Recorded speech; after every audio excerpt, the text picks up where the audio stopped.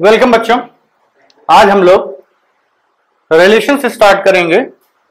इसके पहले के लेक्चर्स में हमने ये Cartesian product of two sets A cross B जो आपका होता है उसके बारे में थोड़ी डिटेल्ड एनालिसिस की थी। अब जो मेन हमारा टारगेट है, हमारा टारगेट कार्टेशियन प्रोडक्ट पढ़ना नहीं है, हमारा मेन टारगेट है फंक्शंस पढ़ना, फंक्शंस को समझना, फंक्शंस कैसे बिहेव करते हैं और कैसे हम उनके साथ डील करें, ये हमारा मेन टारगेट है। तो उसके लिए ये हमारा बिल्डिंग ब्लॉक्स है और जितना ही आपका फाउंडेशन स्ट्रांग होगा उतनी ही बिल्डिंग मजबूत बनती है। तो ये आप ऐसा मत सोचिए कि अरे कार्टेशियन प्रोडक्ट में तो क्वेश्चन आएगा नहीं तो हम पढ़ें क्यों, ऐसा नहीं होता है। जैसे आपसे कभी एग्जाम में ये नहीं पूछा जाता है कि 2 + 2 कितना होता है, लेकिन ये यूज हर क्वेश्चन में होता है। तो ये बेसिक बिल्डिंग ब्लॉक्स हैं आपके। तो इसी तरीके से कार्टेशियन प्रोडक्ट, रिलेशन और फंक्शंस ये आपके बिल्डिंग ब्लॉक्स हैं फंक्शन से डील करने के लिए, और आपकी पूरी कैलकुलस इन फंक्शंस पे ही डिपेंड करती है। इनफैक्ट केवल कैलकुलस ही नहीं, मैथमेटिक्स का हर ब्रांच, चाहे वो अलजेब्रा हो, चाहे वो कोऑर्डिनेट हो, चाहे वो ट्रिग्नोमेट्री हो, चाहे वो कैलकुलस हो, ये चारों के चारों में फंक्शंस का बहुत ही वाइड यूज है। तो चलिए स्टार्ट करते हैं रिलेशंस। रिलेशंस हम ये कहते हैं, सबसे पहले हमें रिलेशन डिफाइन करने के लिए दो सेट्स की जरूरत पड़ती है, ये क्लियर रखिए। कभी भी हम रिलेशन एक ही सेट पे आप डिफाइन कर सकते हैं, लेकिन बेसिकली हमें दो सेट्स चाहिए होते हैं एक रिलेशन को डिफाइन करने के लिए। वो दोनों सेम भी हो सकते हैं। जैसे यहां पर हमारे पास दो सेट्स हैं ए और बी, हमने यहां दो सेट्स लिए। बाय डेफिनेशन हम कहते हैं कि let A and B are two non empty sets, then every subset of A cross B. A cross B है क्या? ये आपका Cartesian product of two sets है। ये ए क्रॉस ए भी हो सकता है। तो यहां से हम कहेंगे कि ये जो ए क्रॉस बी हमने बनाया था, हमने आपसे कहा था कि अगर ए में 3 एलिमेंट है, बी में 5 एलिमेंट है, तो ए क्रॉस बी में कितने एलिमेंट्स होंगे? 5 × 3 15 एलिमेंट्स होंगे। तो ए क्रॉस बी में जो 15 एलिमेंट्स हैं, इस 15 एलिमेंट्स में से आप कुछ एलिमेंट्स को सेलेक्ट कर लीजिए और उनको एक नया सेट में रख दीजिए। जो नया सेट बनेगा वो एक रिलेशन बोला जाएगा। बेसिकली हम ये कह सकते हैं कि ए क्रॉस बी जो हम कार्टेशियन प्रोडक्ट लिखते हैं, ये भी एक रिलेशन है ए टू बी का, ठीक है। उसी का अगर हम सबसेट बना लेते हैं तो वो भी एक रिलेशन होगा। मींस ए क्रॉस बी के आप जितने तरीके से जितने सबसेट्स बना सकते हैं, वो सारे के सारे कोई ना कोई रिलेशन डिफाइन कर रहे होंगे from set A to set B, ठीक है। तो डेफिनेशन ये है कि let A and B are two non empty sets, then every subset of A cross B represents a relation from A to B, ठीक है। इसको हम ऐसे रिप्रेजेंट करते हैं, relation defined from A to B. अब देखिए इसमें ये जो सेट्स होते हैं इनके अलग अलग नाम होते हैं, इनको हम लोग डिटेल में डिस्कस करेंगे। यही आपका डोमेन, कोडोमेन, रेंज वगैरह बनता जाता है।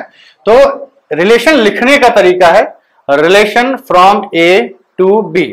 अब इसका एक सबसेट, ये जो ए टू बी आप रिलेशन डिफाइन करेंगे, देखिए इन क्रूड लैंग्वेज हम ये कह सकते हैं कि जो ए टू बी आप रिलेशन लिखते हैं, इसका मतलब ये है कि हम ए टू बी, ए से एक एलिमेंट उठाते हैं, उसको दूसरे से रिलेट करते हैं। ए क्रॉस बी में हम हर एक एलिमेंट को ए टू बी में रिलेट कर देते थे, लेकिन अब रिलेशन में कि कुछ हम पर्टिकुलर रिलेशन डिफाइन करेंगे। जैसे मान लीजिए एक फैमिली है, एक फैमिली में बहुत सारे लोग रहते हैं, मम्मी पापा, दादा दादी, बच्चे, भाई बहन।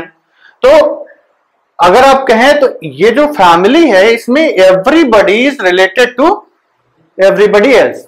हर पर्सन दूसरे से रिलेटेड है। कोई किसी का पापा होगा, कोई किसी का मम्मी होगा, कोई किसी का बच्चा, भाई बहन, तमाम रिलेशंस हो जाएंगे। लेकिन अगर आपने कोई कंडीशन लगा दी कि ठीक है हमारा रिलेशन है relation of son and father, ठीक है। तो जैसे मान लीजिए आप सन एंड फादर की बात करते हैं, तो जो आपके ग्रैंडफादर होंगे उनसे आपके फादर रिलेट करेंगे, और आपके फादर से कौन रिलेट करेगा? आप, सन, ठीक है। ग्रैंडफादर आपके फादर आपके ग्रैंडफादर के सन है, तो ये एक रिलेशन, एक एलिमेंट हुआ सर। इस रिलेशन का जो ए क्रॉस बी का सबसेट था उसमें से हमने 2 एलिमेंट्स उठाए जो कि इस रिलेशन को सेटिस्फाई करेंगे। मतलब आपकी फैमिली में दो ऐसे एलिमेंट्स हैं जो इस रिलेशन को सेटिस्फाई करते हैं। तो इसी तरीके से हम एक रिलेशन जो A क्रॉस B वाला एलिमेंट होता है, इसमें से हम दो एलिमेंट्स को, सर्टेन एलिमेंट्स को सिलेक्ट करते हैं जो उस पर्टिकुलर रिलेशन को सेटिस्फाई करते हैं, और फिर हम अपना आंसर लिख देते हैं। ठीक है, फॉर एग्जाम्पल हम ये कहते हैं कि आप एक सेट A, अब हम इन सेट्स को एलिमेंट दे देते हैं 1 2, और सेट B जो है आपका वो है 3 4 5। ये गलती से हमने y लिख दिया, y नहीं है, नंबरिंग में डील करेंगे। तो ये आपका हमने दो सेट्स ले लिए। अब हमें एक रिलेशन डिफाइन करना है। सपोज हम कहते हैं कि पहले हम A क्रॉस B लिख लेते हैं ताकि हमें पता चल जाए कि हम कौन कौन से एलिमेंट्स उठा रहे हैं। तो A क्रॉस B लिखना तो आसान है, इसका एक एलिमेंट उठाइए, सबसे पेयरिंग कर दीजिए। मतलब we are relating every element of this set to the every element of this set. A cross B में जब हम लिखते हैं तो सारे एलिमेंट्स को सारे एलिमेंट से रिलेट कर देते हैं। तो A क्रॉस B में कौन कौन सा आएगा? 1 3 के साथ रिलेट करेगा, 1 4 के साथ रिलेट करेगा, 1 5 के साथ रिलेट करेगा, 2 3 के साथ रिलेट करेगा, 2 4 के साथ रिलेट करेगा, और 2 5 के साथ रिलेट करेगा। ठीक है, ये आपका A क्रॉस B हो गया। अब सपोज करिए हमने एक रिलेशन डिफाइन किया R। ठीक है, एक रिलेशन हम डिफाइन कर रहे हैं R, which says that it is pair of x, y। x, y के हर पेयर को हम अपना इस रिलेशन को सेटिस्फाई करने वाला मानेंगे, such that x belongs to A and y belongs to D। अब इतना हमने लिखा। आप कहेंगे सर ये तो A क्रॉस B की डेफिनेशन है, Cartesian product of two sets की डेफिनेशन है। इसके आगे वेट करिए, क्वेश्चन पूरा पढ़ा जाता है। ये जो एक ये है आपका कार्टेशियन, इसमें अब हम एक कंडीशन लगाएंगे, such that y is equal to x plus 1। ठीक है, अब क्या हो गया? अब आप ब्लाइंडली नहीं एलिमेंट्स चूज कर सकते हैं कि x को y such that x belongs to a, y belongs to b। आप a से एक एलिमेंट उठाइए, b से एक एलिमेंट उठाइए और आप रिलेशन लिख दीजिए। अब आप ऐसा नहीं कर सकते हैं, क्यों? क्योंकि उसने कंडीशन क्या लगा दी? y की वैल्यू x प्लस 1 के बराबर होनी चाहिए। ठीक है, अब देखते हैं कि हम कौन कौन से एलिमेंट्स इस सेट के, इस कार्ट A क्रॉस B के कौन कौन से एलिमेंट्स हमारे इस रिलेशन को सेटिस्फाई करेंगे। ठीक है, तो इसके लिए आप एक बार देखिए, क्वेश्चन को ट्राई करिए। देखिए, सेट A में या तो एक पॉसिबिलिटी है कि हम इसमें से एक एक एलिमेंट उठाएं और x उठाएं, प्लस 1 किया, क्या यहां मिला? नहीं मिला, देखते हैं करस्पॉन्डिंग। जैसे हमने 2 उठाया, उसमें 1 ऐड किया, 3 तो मिल गया, तो 2, 3 एक एलिमेंट मिल जाएगा हमें। तो ऐसे ही या तो आप एक एक करके देख लीजिए या एरो डायग्राम बना लीजिए। इसमें ग्राफिकल का उतना यूज नहीं है, तो बेसिकली हम क्या करेंगे कि एरो डायग्राम बनाएंगे। ये सेट A है, ये सेट B है आपका। यहां से हमने एक रिलेशन डिफाइन किया R। ये जो रिलेशन है, ये रिलेशन का नाम होता है। मींस ये जो रिलेशन R है, ये R आपका रिलेशन है जो कि सेट A से सेट B डिफाइन किया गया। इसको हम कुछ भी लिख सकते हैं। इसी को F लिख दीजिए, इसी को आप फंक्शन बोल दीजिए, इसी को आप गामा बोल दीजिए, या इसको आप पेड़, पत्ती, नीम, जो बोलना है बोल दीजिए। ये एक नाम है इस रिलेशन को डिफाइन करने के लिए। ठीक है, इस सेट A से सेट B में हमने एक रिलेशन डिफाइन किया R, जिसमें सेट A में आपका एलिमेंट है 1, सेट B में एलिमेंट है 2, सॉरी सेट A में 1 2 है, सेट B में 3 4 एंड 5 है। अब हम क्या करते हैं कि let's try to find out the relation which elements which satisfy this relation. हमें इस रिलेशन को सेटिस्फाई करने वाले एलिमेंट्स चाहिए। तब देखिए, एक समय उठाना कहां से है? सेट A से उठाना है, तो हम क्या करते हैं, एक एक एक्स उठाते हैं। 1 को हमने पहले उठाया, वो कह रहा है कि ऐसा y इसमें ढूंढना है जिसकी वैल्यू x प्लस 1 के बराबर हो। तो जब हम x को यहां 1 पुट करेंगे तो y की वैल्यू कितनी बनेगी? 2। क्या 2 है इसमें? नहीं, मतलब ये एलिमेंट हम नहीं यूज कर सकते इस रिलेशन में। ये एलिमेंट हमारे इस रिलेशन का पार्ट नहीं बनेगा। अब आते हैं सेट दूसरे एलिमेंट पे, 2 को यहां पुट करिए, कितना मिला? 2 प्लस 1 3। क्या 3 इसमें है? यस। अब हम कहेंगे कि 2 से 3 रिलेट कर गया under the relation R। Means अगर आर रिलेशन है जिसके ऊपर ये कंडीशन लगी हुई है, तो उसमें केवल एक ही पेयर मिला आपको 2,3।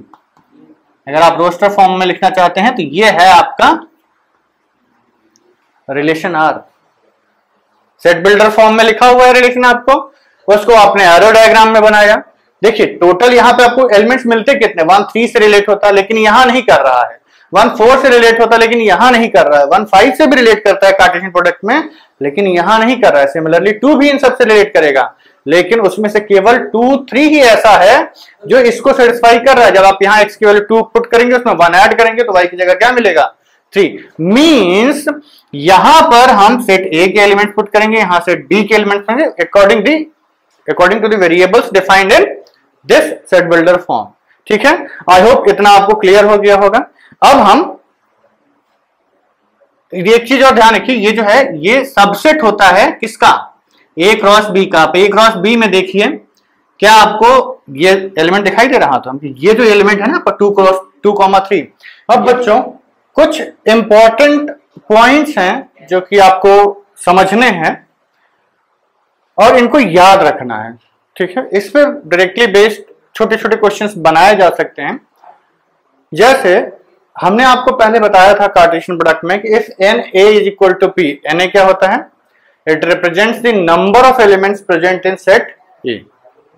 N B is q, means A set में पी एलिमेंट्स हैं और बी सेट में क्यू एलिमेंट्स हैं।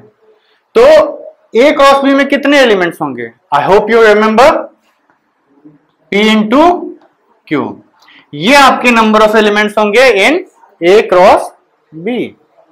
अब आते हैं, देखिए ये तो ऑलरेडी पढ़ चुके थे। अब आते हैं जो हमारा इस टॉपिक से रिलेटेड है। इस हमने आपसे कहा कि ए क्रॉस बी के आप जितने सबसेट्स बनाएंगे हर एक सबसेट एक रिलेशन को रिप्रेजेंट करता है, हर एक सबसेट एक रिलेशन को रिप्रेजेंट करता है। तो हमें यह भी पता होना चाहिए number of subsets of A cross B. अब इसका फॉर्मूला आप लोगों ने सेट थ्योरी में 11th में पढ़ा हुआ है कि एक सेट के जिसके कि नंबर ऑफ एलिमेंट्स आपको पता है उसके कितने सबसेट्स बनते हैं। तो ये होता है 2 to the power n, where n is number of elements। यहां पर कितने एलिमेंट्स हैं ए क्रॉस बी में, pq। तो हम कहेंगे 2 to the power pq number of subsets can be formed from the set a cross b। और हर एक सबसेट जो ए क्रॉस बी का होता है वो एक रिलेशन होता है फ्रॉम ए टू बी। ठीक है, तो इसमें टोटल कितने सबसेट्स आएंगे, टोटल पावर पी क्यू, तो जितने सबसेट्स हैं उतने ही रिलेशंस हो जाएंगे। तो total number of relations from A to B will be 2 to the power p q. ठीक है, next total number of non empty relations. सोचिए कितने total number of non empty relations. देखिए नॉन एम्प्टी रिलेशंस का मतलब है कि ऐसी रिलेशंस जिसमें कोई ना कोई एलिमेंट आ ही जाए, मिनिमम एक एलिमेंट आ जाना चाहिए। मींस हमें पता है कि phi is a set which is subset of every set, मतलब इसका भी एक सेट, फाई का एक सबसेट होगा। यस, जब आप इसके number of subsets 2 to the power p q लिखते हैं तो ये फाई भी इसमें इंक्लूडेड है। And phi is a set which contains 0 elements, उसमें एक भी एलिमेंट नहीं है, तो इसको हम एम्प्टी सेट भी बोलते हैं। ये एम्प्टी सेट जो है आपका यहां से आपको हटाना पड़ेगा। तो ये बताइए इसके नंबर ऑफ सबसेट जब आप लिखते हैं तो कितने एम्प्टी सेट्स मिलते हैं, एक। वही एक सेट आप इसमें से हटा दीजिए, तो जब आप एक सेट हटा देंगे तो ये आपके total number of non empty relations which can be defined from A to B. ठीक है, हम इसको थोड़ा डिटेल में हल्का सा आइडिया दे देते हैं आपको कि क्यों ये 2 to the power p क्यों होता है। देखिए बेसिकली मान लीजिए आपके पास एक सेट p है जिसमें आपके पास x1 x2 x3 ऐसे करते करते xn तक एलिमेंट्स हैं। इसमें आपके पास xn एलिमेंट्स हैं। अब हमें पता करना है कि इसके हम सबसेट्स बनाना चाहते हैं।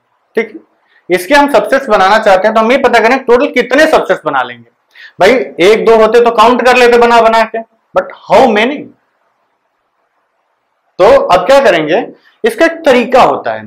तरीका ये है कि जब मान लीजिए हमने एक S बनाया, इसका सबसेट, इसका एक एलिमेंट बनाया, एक सबसेट बनाया S, और उस सबसेट में हम कहते हैं कि ये जो एलिमेंट है x1, इसके पास दो ऑप्शंस हैं। पहला ऑप्शन ये है कि या तो ये इस सेट का पार्ट बनेगा या इस सेट का पार्ट नहीं बनेगा। देखिए बेसिकली जब हम इसके सबसेट्स बना रहे हैं तो इसमें हम कुछ एलिमेंट्स उठा लेंगे, हो सकता है एक भी ना उठाए, हो सकता है सारे उठा लें, हो सकता है कुछ उठा लें, तो इसमें से हम कुछ एलिमेंट्स उठा रहे होंगे।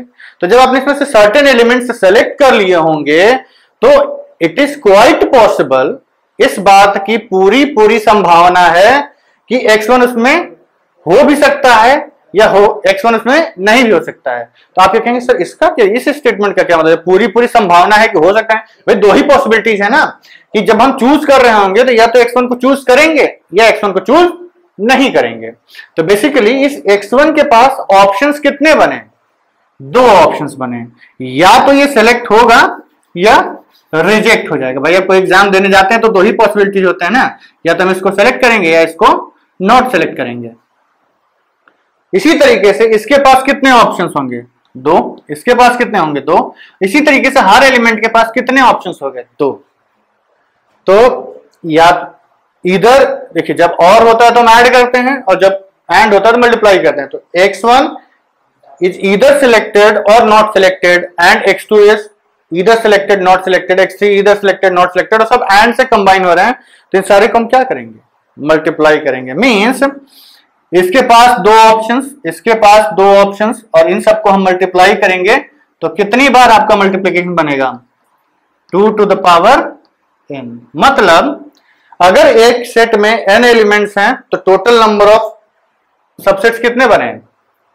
2 to the power n। अब कैसे देखिए एक बार फिर समझ लीजिए, जैसे ये सेट बना आपका, तो हमने सारी पॉसिबिलिटीज काउंट कर ली हैं, तो इसमें कुछ वो भी होंगे जिसमें ये नॉट सिलेक्टेड, ये नॉट सिलेक्टेड, ये नॉट सिलेक्टेड और सर्टेन सिलेक्टेड हो जाएंगे, या कुछ सिलेक्टेड होंगे, कुछ नॉट सिलेक्टेड हो जाएंगे। तो हर एक पॉसिबिलिटी हमने चेक कर ली, सबको हमने बराबर ऑप्शंस दे दिए हैं। तो यहां पर जितने हैं वो आपके सारे के सारे एलिमेंट्स इसमें सेलेक्ट हो चुके होंगे या नहीं सिलेक्ट, जितनी पॉसिबिलिटीज हम काउंट कर लेंगे। तो टोटल कितने एलिमेंट्स बने? 2 to the power कितने सबसेट्स बने? 2 to the power n। यही आपका नंबर ऑफ सबसेट्स, जो ये फॉर्मूला आता है आपका कि अगर सेट में pq एलिमेंट्स है तो 2 to the power pq subsets बनते हैं, यही इसके बिहाइंड लॉजिक होता है। अब ये जो लॉजिक 1 वाला है, ये 5 सेट वाला है, इसके देखते हैं कि ये कहां से आता है। ये आपका आता है कि अगर आप इस एक सबको अपने बराबर ऑप्शंस दिए होंगे तो कोई एक सेट ऐसा भी रहा होगा जिसमें ये भी नॉट सिलेक्टेड, ये भी नॉट सिलेक्टेड, ये भी नॉट सिलेक्टेड, ये सारे के सारे नॉट सिलेक्टेड हो जाएं। तो जब सारे के सारे नॉट सिलेक्टेड कर देंगे तो आपके पास कितने एलिमेंट्स बचेंगे इस सेट में? एक भी नहीं बचेगा, 0। तो जब आपके सेट में 0 एलिमेंट्स उसको क्या बोलेंगे? 5 set, that is empty set. वही वो कह रहा है कि ये नॉन एम्प्टी रिलेशंस को हटाइए, तो एम्प्टी रिलेशंस को हटाइए। तो एम्प्टी रिलेशंस कितने बनते हैं इसमें? एक। उसको हमें यहां से हटा देना है, ठीक है। अब हम लोग एक क्वेश्चन कर लेते हैं जो कि आपका basic understanding of relations check करेगा। यहां पर क्वेश्चन आपके पास बोर्ड पे लिखा हुआ है, यदि आप कॉन्फिडेंट फील करते हैं तो you can pause the video, try the question and then match the answers, ठीक है। आप इस क्वेश्चन को ट्राई कर लीजिए एंड लेट्स डिस्कस इट। आपके पास क्वेश्चन ये कहता है कि आपके पास एक सेट ए है, ए बी सी डी। एक सेट ए है जिसमें ये 4 एलिमेंट्स हैं, और सेट बी है 1 2 3, ये 3 एलिमेंट सेट बी के हैं। अब देखिए क्वेश्चन ये पूछता है आपसे कि then which of the following is a relation from A to B.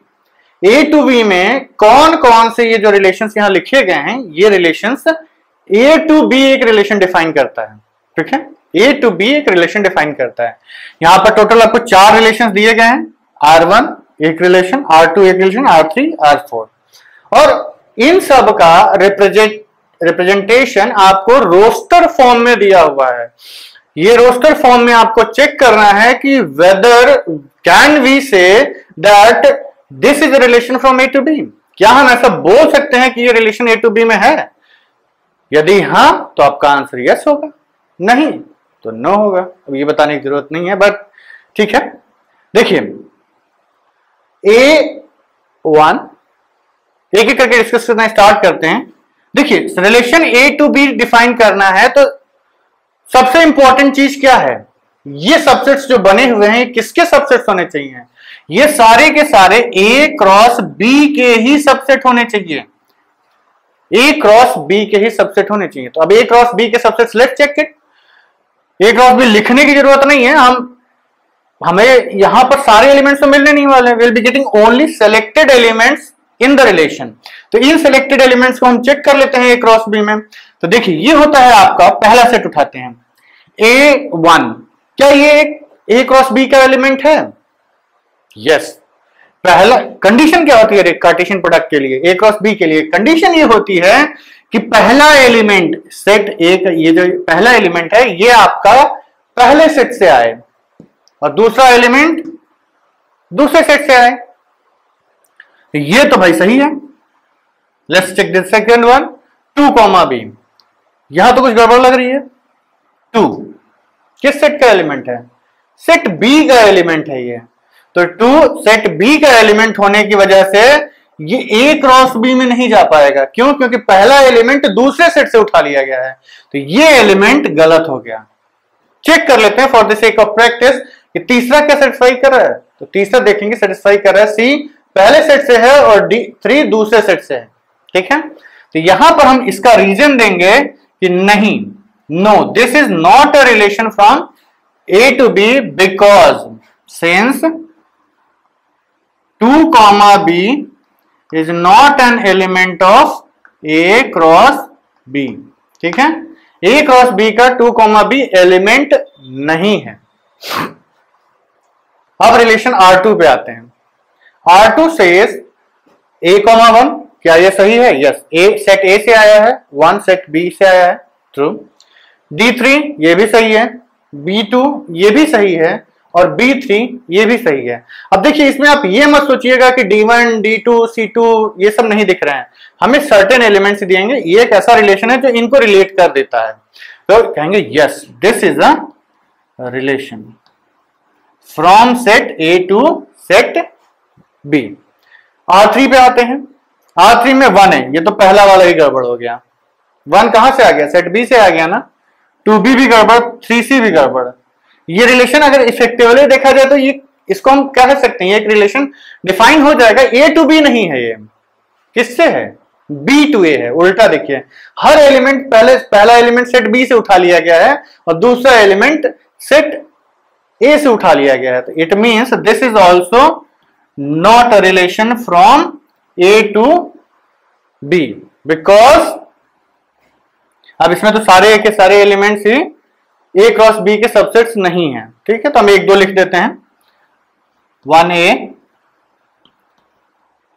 2B 3C are all not element of A cross B। ठीक है, अब आते हैं चौथे वाले पे। फोर्थ वाला कहता है A1 B2 C3 D3। ये धोखा देने वाला क्वेश्चन है। फटाक से आपने जल्दीबाजी की नहीं कि नंबर गया। कैसे? A1 satisfactory, B2 satisfactory, C3 again satisfactory. अब 3 सेटिस्फाई करके चौथा तो कर ही जाना चाहिए ना। नहीं, चौथा नहीं है। 3D देखिए, 3D इस सेट का जो एलिमेंट बनाया गया है, इसमें दूसरा एलिमेंट दूसरे सेट का एलिमेंट पहले आ गया है, तो ये ऑर्डर पे उल्टा लिखा हुआ है, तो इसलिए ये भी एक रिलेशन नहीं होगा from set A to B because 3, D is not an element of A cross B। ध्यान रखिएगा आप, A क्रॉस B का 3D नहीं एलिमेंट है। तो आंसर क्या बना? Basically only B is the correct answer, जो कि एक रिलेशन है फ्रॉम A टू B। ठीक है, आई होप कॉन्सेप्ट क्लियर हो गया होगा। ये एकदम बेसिक है आपको रिलेशंस समझने के लिए कि ऑर्डर्ड पेयर यदि आपका आया है रिलेशन में तो उसको कैसे चेक किया जाएगा। ठीक है, अब हम एक डिफरेंट टाइप का रिलेशन देख लेते हैं जिसको कि हम इनवर्स रिलेशन बोलते हैं। इनवर्स रिलेशन आपके लिए काफी इंपॉर्टेंट है और ये आपको आगे चल के वाकई काफी परेशान करने वाला है। तो इस चीज को आप अच्छे से समझिएगा। जब आप किसी चीज को स्टार्टिंग से सीखते हैं स्टेप बाय स्टेप, तो वो चीज आगे आपके लिए आसान होती है, बिकॉज वो आपके खून में समा जाती है, रग रग में समा जाती है। उसी तरीके से आप स्टार्टिंग से यदि किसी चीज को सीखना स्टार्ट करेंगे तो आपको चीजें अच्छे से समझ में आएंगी। तो इनवर्स रिलेशन का भी स्टार्टिंग है, इसको यहीं से आप समझने की कोशिश करिए। देखिए, इनवर्स रिलेशन हम कहते हैं कि अगर आपको अभी ऑब्वियस बात है, अगर किसी रिलेशन के इनवर्स की बात कह रहे हैं तो पहले तो आपके पास रिलेशन दिया होना चाहिए। हम कहते हैं कि let R be a relation from set A to set B, और आर आपको बाय डेफिनेशन दिया हुआ है x, y such that x belongs to A and y belongs to B। अब देखिए, ये तो ऐसे कार्टेशियन प्रोडक्ट की डेफिनेशन दी हुई है, लेकिन आप इसको यहां पर कोई और रिलेशन भी दिया होगा तो वो उसको रिलेशन बना देगा। लेकिन अभी हम इन जनरल बात कर रहे हैं, तो हमने पूरा कार्टेशियन प्रोडक्ट की ऐसा रिलेशन लिख दिया जो कि पूरे कार्टेशियन प्रोडक्ट को डिफाइन करता है। तो इसमें हम कहेंगे कि then R inverse is equal to y, x। Note the difference, यहां x, y मतलब जो आपका पहले x था वो क्या हो गया y, और जो पहले y था वो x। इन ऑर्डर पेयर के हर एलिमेंट की पोजीशन हम इंटरचेंज कर देंगे। अभी भी y b को ही बिलोंग करेगा एंड x a को ही बिलोंग करेगा। ठीक है, मतलब जो आपका डोमेन और रेंज सेट होता है वो दोनों इंटरचेंज हो जाएंगे। अब आपका डोमेन सेट क्या हो गया b, रेंज सेट क्या हो गया x, कोडोमेन सेट। ठीक है, तो इनवर्स रिलेशन में हम करते क्या है, ये जो आपके x जो इंडिपेंडेंट वेरिएबल है और जो y जो डिपेंडेंट वेरिएबल है, इन दोनों को इंटरचेंज करके हम एक नया फंक्शन आते हैं। मतलब जब आप y पुट करेंगे तो कौन सा x मिला होगा, ये आपका इनवर्स रिलेशन कहता है। ठीक है, इसको अच्छे से ध्यान रखिएगा। अब बच्चों, इनवर्स से रिलेटेड हम एक क्वेश्चन कर लेते हैं। क्वेश्चन बोर्ड पे हमने लिख दिया है। जैसे हम वीडियो रिकॉर्डिंग पॉज करके क्वेश्चन लिख देते हैं, वैसे ही आप वीडियो पॉज करके क्वेश्चन सॉल्व कर लिया करिए। ठीक है, म्यूचुअल अंडरस्टैंडिंग। ऐसा नहीं कि हम इतनी मेहनत करें और आप कोई मेहनत ही ना करें। देखिए, मेहनत दोनों तरफ से करनी पड़ेगी। हम कितनी भी मेहनत कर लें, हम आपकी जगह IIT JEE का पेपर नहीं दे सकते। ठीक, पेपर किसको देना है, आपको ही देना है। तो पेपर देने के लिए आपको ही प्रैक्टिस करनी पड़ेगी, आपको ही सीखना पड़ेगा, और तभी आप रिजल्ट दे पाएंगे। ठीक है, क्वेश्चंस करना बहुत ही इंपॉर्टेंट है। देखिए, इसको आप ऐसे समझ सकते हैं कि जैसे मान लीजिए साइकिल चलाना एक विद्या है। साइकिल चलाना एक विद्या है, इसको यदि आप सीखना चाहें तो हम कहें, यदि हम आपसे कहें कि आइए बेटा हम आपको बता देते हैं कि साइकिल कैसे चलाते हैं, तो साइकिल चलाने के लिए आप क्या करिए, पहले साइकिल खरीद लीजिए। आपने खरीद ली, पैसा लगता है बस उसमें, और कुछ तो चाहिए नहीं होता है। लेकिन जब साइकिल घर पे आ गई तो आप क्या करेंगे, हम कहेंगे बेटा आप कूद के बैठ जाओ। आप बैठ गए, फिर हम कहेंगे कि आप धीरे धीरे पैडल मारिए और पैर तब उठाइए जब साइकिल बैलेंस बनने लगे। लेकिन ये बताइए, क्या हम ऐसे कितनी बार भी आपको समझा दे कि आप साइकिल चला लेंगे? नहीं।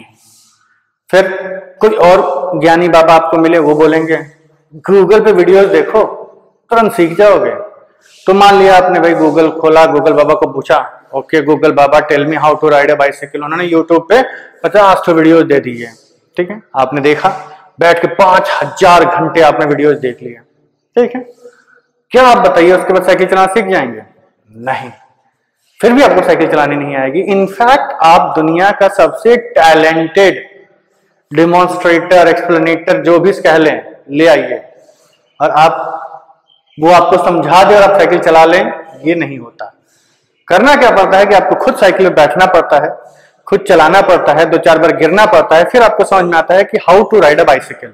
ऐसा नहीं है कि आपने साइकिल खरीदी, गूगल पे वीडियोस देखे and you hop on to the bicycle and you are riding, you are an expert. नहीं, ऐसा नहीं होता है। आपको अगर बाइसाइकिल चलानी है तो खुद उस पर बैठना पड़ता है, गिरना पड़ता है, फिर जितना आप चलाते हैं उतना आप एक्सपर्ट होते जाते हैं। और उसके बाद आपको अपने दिमाग से सोचना नहीं पड़ता है। शुरू में ब्रेक लगाने लगे तो पैडल मारना भूल जाते हैं, पैडल मारते रहिए तो ब्रेक लगाना भूल जाते हैं, पैडल रुक गया साइकिल रुक जानी चाहिए। This kind of confusion are there. लेकिन धीरे धीरे दिमाग में आपकी चीजें सिंक्रोनाइज वे में बैठ जाती हैं कि कोई चीज आ रही हो, अप्रोच कर रही हो, तो सोचना नहीं पड़ता है कि हमें ब्रेक लगाना चाहिए, पैडल मारना बंद करना चाहिए।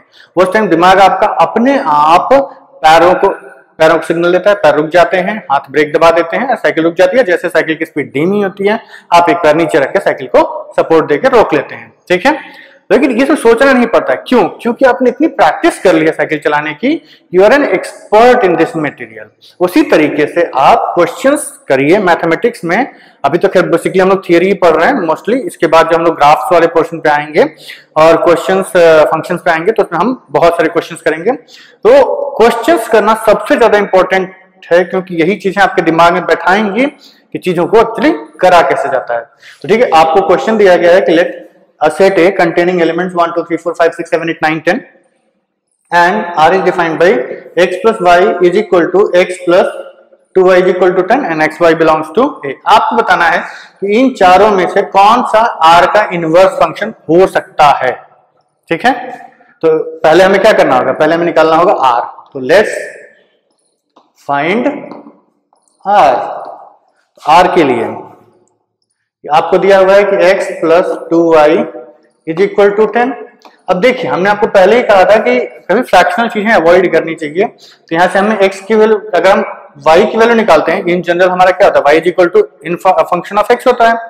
तो x की वैल्यू पुट करते हैं, y की वैल्यू मिलती है। पर अगर आप y को निकालेंगे तो 10 माइनस x बाई 2 आ जाएगा, एक फ्रैक्शनल नंबर आने के चांसेस रहेंगे। व्हाट वी डू, हम पहले निकालेंगे x is equal to 10 minus 2y। अब देखिए, इसमें बात यह है कि आप अलग अलग y की वैल्यूज पुट करिए, दोनों सेम ही सेट से उठाने हैं, तो डजंट मैटर कि आप किसको पहले पुट कर रहे हैं। तो x इज इक्वल टू 1 डाला हमने तो क्या मिलेगा, sorry y is equal to 1, ऐसे लिखते हैं, y is equal to 1 implies x is equal to, इसमें y की जगह 1 पुट करिए 8। तो ऑर्डर्ड पेयर क्या मिला, 8, 1। y इज इक्वल टू आपने 2 पुट किया, x is equal to 10 minus 4 6। तो ये आ गया आपका, तो सॉरी हाँ 10 माइनस 4 6। तो x आपका है 6 और y है 2। y इज इक्वल टू आपने 3 पुट किया, x इज इक्वल टू आया 6, 10 माइनस 6 4। तो ये आपका आ गया 4, 3 and y is equal to आपने 4 पुट किया, तो x की वैल्यू आ गई 8, 2। तो यह आपका बना 2, 4, ठीक है। अब अगर आप x y की वैल्यू 5 पुट करते हैं तो 10 माइनस 10 0 हो जाएगा ना, तो इसके आगे हमारे पास कोई वैल्यू नहीं आएगी। तो रिलेशन R आपका बना क्या, तो रिलेशन R आपका बना, पहला एलिमेंट 8, 1, दूसरा एलिमेंट 6, 2, तीसरा एलिमेंट 4, 3 एंड चौथा एलिमेंट 2, 4, ठीक है। अब हमें R इनवर्स देखना है। R इनवर्स में हमें करना क्या है, R इनवर्स में हमें इन सारे एलिमेंट्स को उल्टा करके लिख देना है। Means R inverse is 1, 8, 2, 6, 3, 4 and 4, 2। अब चेक कर लेते हैं कि कौन कौन से इसमें सेटिस्फाई करते हैं। तो देखिए, ये दोनों तो पहले ही रिजेक्ट हो गया, नंबर ऑफ एलिमेंट्स यहाँ 4 होने चाहिए, 3 ही दिए हुए हैं, इन दोनों में से एक हो सकता है।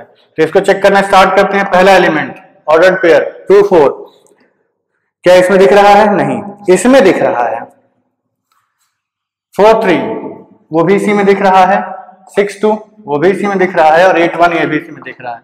इसका मतलब ये जो है ये भी गलत है, ये है क्या, बेसिकली ये R है आपका, R इनवर्स नहीं है, ये R है। तो ऑब्वियस सी बात है, 3 निकल गए, आंसर 1 होना ही है। तो हम ऑप्शन बी को टिक कर सकते हैं, but still let's check it. 4, 2 yes, 3, 4 yes, 2, 6 yes and 1, 8 yes. Means this is your correct answer. ये आपका R इनवर्स का आंसर है, ठीक है। अब अगले लेक्चर में हम लोग क्लासिफिकेशन ऑफ रिलेशंस पढ़ेंगे, ठीक है, टाइप्स ऑफ रिलेशंस, ठीक है। Okay, thank you.